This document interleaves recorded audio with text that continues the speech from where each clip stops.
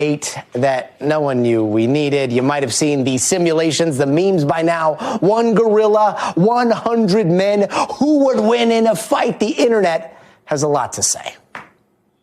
Gorillas aren't built for long fights. They're like sprinters. They explode for about a minute and then they gas out hard. Man, I'm taking that gorilla. Man, do people know how big them silverback gorillas are? Surround it, distract it, get on it, you know what I mean? How are you going to kill it? I haven't heard one logical response or explanation because obviously no tools are allowed. If we have 100 men out there who are willing to die, give me the men. 100 men versus a silverback gorilla. I want to see 100 men versus a critical thought. Okay, here's what's not a critical thought. Let's visualize this for a little bit. We're talking about a 400-pound animal that can grow up to 6 feet tall. According to the experts, the average silverback gorilla weighs somewhere between 5 to 10 times, or is actually 5 to 10 times stronger than us humans. And just like a lot of you are guilty of out there, mostly guys, we have spent way too much time today thinking about all of this, to the point that we actually created a very unofficial Stay Tuned Now poll at work with like 63 to 38% split amongst our team. 63% going to the gorilla. But what do the experts say? Our next guest has over 2 decades of experience studying and researching gorillas. Thank you so much for indulging with us here, Dr. Tara Stoinski.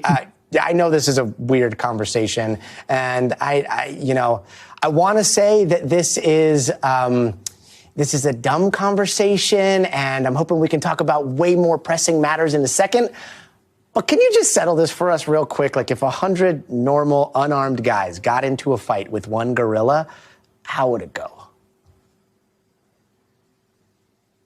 Well, it's a very interesting question, and it's been super fun to see how much it has engaged people on the internet. I talk about gorillas all day long, so I love that other people are talking about them as well.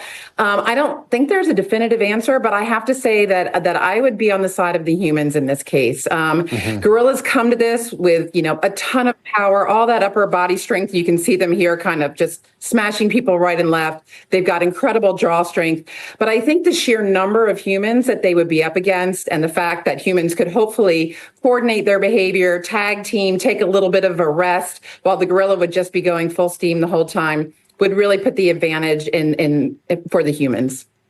Yeah, I mean, like the fact that we can all communicate and I guess kind of critically think would give the advantage to the humans. And also, like, if I was in that fight and I was one of those guys and I saw somebody get mauled, I would probably run the other way, which would give the advantage to the gorilla there. But jokes aside, like, I don't know. We have fun thinking about this, or guys do for some reason. And yet the saddest part of all this is when you think about man versus gorilla and like what's already gone wrong with gorillas being so endangered and how that's happened historically. Like, if these hypothetical men decided to go to therapy instead of fighting gorillas, what kind of world do you think we might share now with gorillas?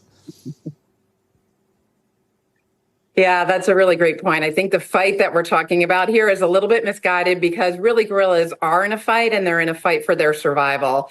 So they are considered critically endangered in the wild. So the next level after that is extinction in the wild.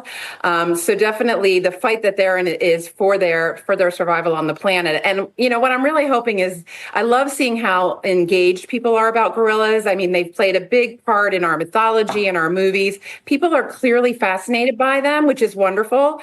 And so taking that fascination and maybe turning it into action for gorillas so that they have a future on the planet, is a great outcome potentially of this conversation. Dr. Tara Stoinski, thank you so very much for that perspective, and hopefully we can get along with our hairy cousins there. Thanks for watching. Stay updated about breaking news and top stories on the NBC News app or follow us on social media.